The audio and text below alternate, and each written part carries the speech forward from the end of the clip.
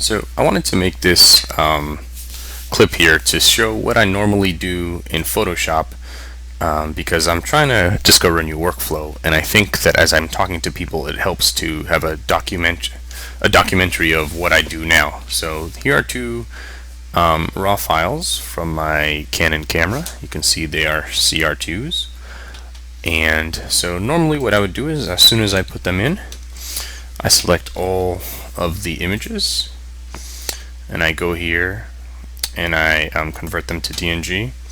So I always pick the latest one and later, delete the originals because I don't need to do that, and I just do embed fast load data. I never embed the original raw file because I figure it's Adobe, it's good enough. So I hit OK, and that takes its little bit of time there.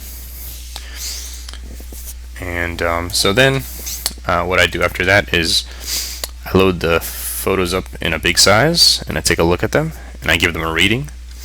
So let's say I would give this one 3. So the rating is basically trying to get my way towards which photos I'm going to post online or something like that. So I gave this one a 3. Alright, and this one, let's say I don't like it as much, I would give it a 1. Alright, now once I've done that, then basically if I had to do any editing, I would do that in Develop.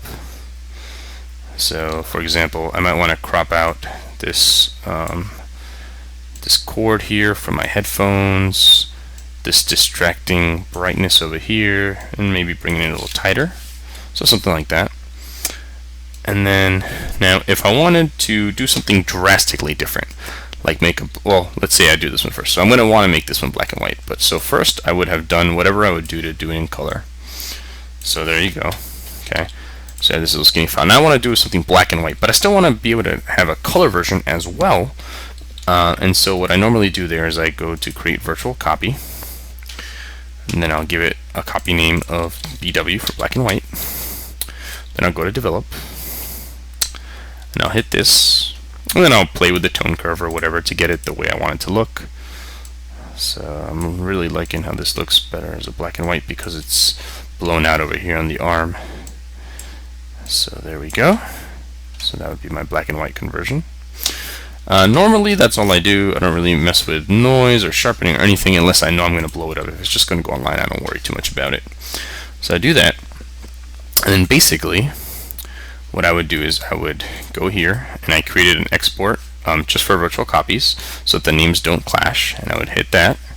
So sRGB because that's what we need for the web, because most web browsers don't do well with Adobe's image space, and it's part of the library but you don't see it here because this is the ones I just imported.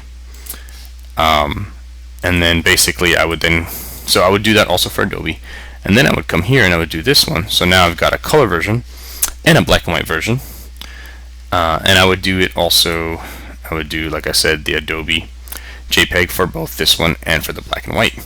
So for black and white we're talking about 6 images within the library, and then for a color like this one here we'll be talking about 3. So that's my normal workflow from within Adobe Lightroom. And as you'll see in the future, I'm looking at some ways that maybe I can do it differently and possibly do it on my Linux computer.